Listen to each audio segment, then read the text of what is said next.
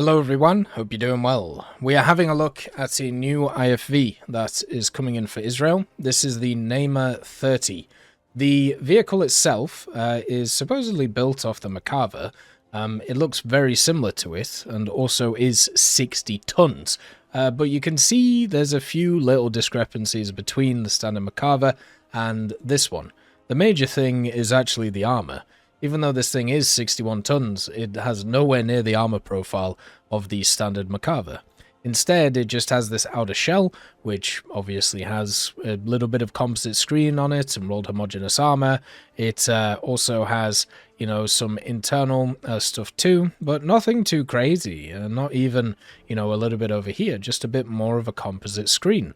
So even though this thing is heavy as all hell, it doesn't have anything below that, which is why I think the weight might be wrong. And there's no way that this is only 4 tons lighter than this, which actually has all of the armor underneath, plus the actual huge turret on it too. So I think there might be a few stats about this thing which aren't right. The armor might be one of them, or just the general weight of it might be wrong too. The Neymar 30 has access to a pretty cool weapon station. This one has the Bushmaster 2 Mark 44, the 30mm. It also has access to the Spike LR2 80 gems, which are sat here too. So this vehicle in general will be able to go fully hull down, and that'll obviously help it when it comes to its survivability. Its optics are also up here, so you can just kind of sit here with the gunner optics, which does have track IRST by the way, and also the commander optics, which are here as well. It does have an exposed ammo rack, so we'll have to see how that affects the vehicle. If this gets taken out, will you still be able to use the gun? And obviously with the spikes here too, that is another thing to look for. Even though it does have the Spike LR2 80 gem, this is the Fire and Forget 80 gem, which is on a few vehicles now, such as the K41 and also the Freccia. It doesn't really have a ton of impact half the time, and then the other half of the time it does really good. So it's a bit of a bang or bust missile. At the same time, what is interesting about it is you only get 2 on the Neymar. They've been really limiting the spike quite a lot, probably down to the fact that they're a bit worried about it kind of being annoying to face. So most vehicles either have 3 or they either have 2 or they have 4 of them. The Neymar has 2, so that's all you get out of the vehicle. At the same time, it is in the right-hand line of the Israeli tech tree. It's also the first light tank which is really going to be able to be used with some higher tier Merkavas. Even though it's at 10.3, there aren't any Merkavas there or other things, so instead you're probably going to have to run it at 11.0, which kind of sucks, but it'll still be fine once again, especially as a scouting platform which engages enemies second. It has access to NVDs in the form of thermals for the tank commander and gunner. It also has APF-SDS in the MK258, which gives it okay penetration, meaning that it can deal with other IFVs and also light vehicles, and at the same time kind of little weak spots for these vehicles too, and the LWSLR, so you'll know when you're being targeted and attacked from above or from the ground. The vehicle also has scouting, smoke grenades, and even ESS if you want to block your sight, but not the enemies. So overall, pretty good. It does get a default belt of APDS, which means that you lose a little bit of penetration, but the fact that the APF-SDS is rank 3 is a small blessing, since most of these vehicles have the APF-SDS at rank 4 for some reason, which just sucks. So the general stats of this vehicle are very similar to what you've seen before in terms of weaponry. It's just the cool thing about it is the way that it's mounted. So just to kind of give you an idea, right? So the biggest and most annoying shell you're going to face at this BR is probably the HE of the Soviets. So if you hit it here, this will actually still overpressure the crew. And this was something I was kind of showing on the Hungarian one. So even though this thing is separate from the crew, like it's its own weapon station, it still seems to be able to actually knock out the crew somehow, and I have no idea why that is. So if you're firing APFSDS at this thing, you'll just kind of go straight through it, right? Like, it won't really do anything. Maybe you'll knock out the ammo, so it won't be able to shoot, which is quite nice, but it's not really going to do a lot. You can maybe hit the barrel, but that's it.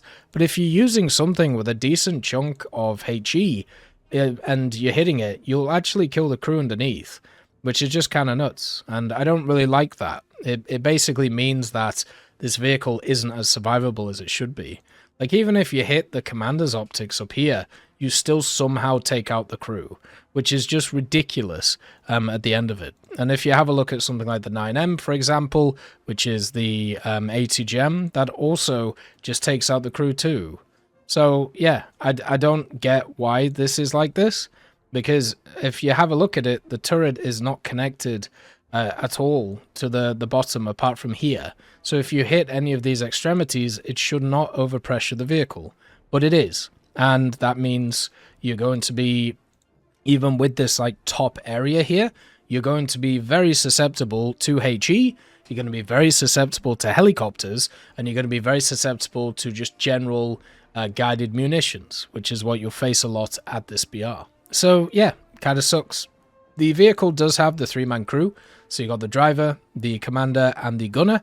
You have the FCS, which is here, the electronic equipment that is around, and then also you have the power system in the back here. You also have the driver's controls for the driver, which is nice, the engine, which is a 1200 horsepower engine, plus you have a transmission, which means that you can go fast, a decent chunk, and also you can go pretty slow backwards, but it's better than it used to be on the Macavers, so at least there's that, you know, something to look forward to, which is quite cool.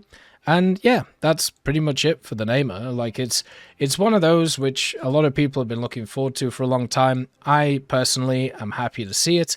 I think it's really cool to see this vehicle in action, and I'm really interested to see how well it plays, and if it will actually change up.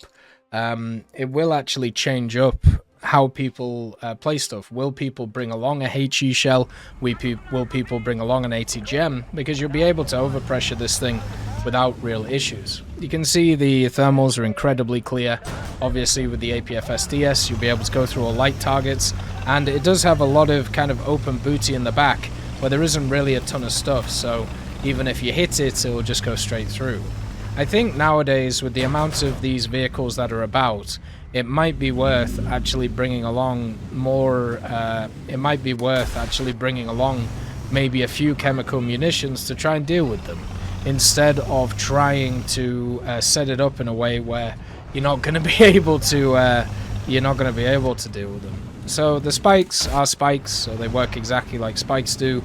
They've been in the game for a while now on different vehicles. Some of them will be accurate, some of them won't, depending on what goes on. There's a little bug with the spikes on this one, where you can see like it actually somehow targets itself. Don't worry about that, you won't end up shooting yourself, which is quite funny. And then also you'll have access to the 30mm to help you out too.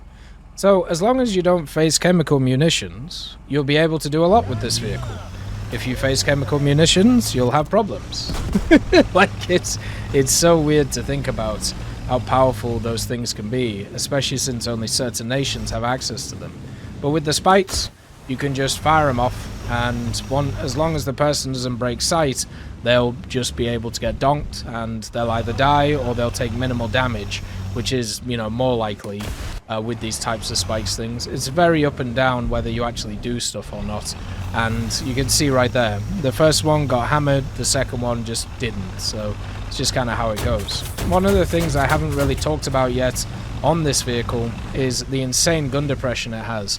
So -20 on the sides, and also in the front it basically has full gun depression that it can have. So you can actually sit this above targets if you can get to it and shoot down upon them. But once again, you know, that's not exactly super easy to do. The elevation is really nice though. The only thing that kind of gets in the way is the launcher, and I've got a feeling that they are going to change how that works, because the launcher does run into the bottom of the screen there, and it does have track IRST, so that's quite nice. You'll be able to use that effectively, and you'll be able to scout, hammer things just like you do in stuff like the Puma, and then get out of dodge pretty quickly. I am interested to see how the belts will work on this thing, whether once you take out the belts, will it be able to still fire, and also with the ATGMs, after you've used them, obviously you'll have to stick near a capture point to be able to re-get them, but overall, I think this will be pretty fun. Hopefully this spurs more light vehicles to come, and hopefully we can just have a bit more fun in the Israeli tree with a bit more variance, instead of MBT after MBT, after MBT, after MBT. As always, thank you very much for watching. I'll see you next time. I'd just like to thank GMG Smiley, CD Beans, Chieftain Mike, EMN3 Galaxy, Tulio Pontecorvo, Brendan Quinn, Carrion Crow, Gus Irenicus, Pyman, Wartinder, Teddy, Daniel Stanton, Martinez, B. Young, Ozzy Panzer, Alan Hacker, Liam Shear, Opium Prime, Lafouche, Sem, Aslan, Uncle Bean, and Derek R. for supporting the channel.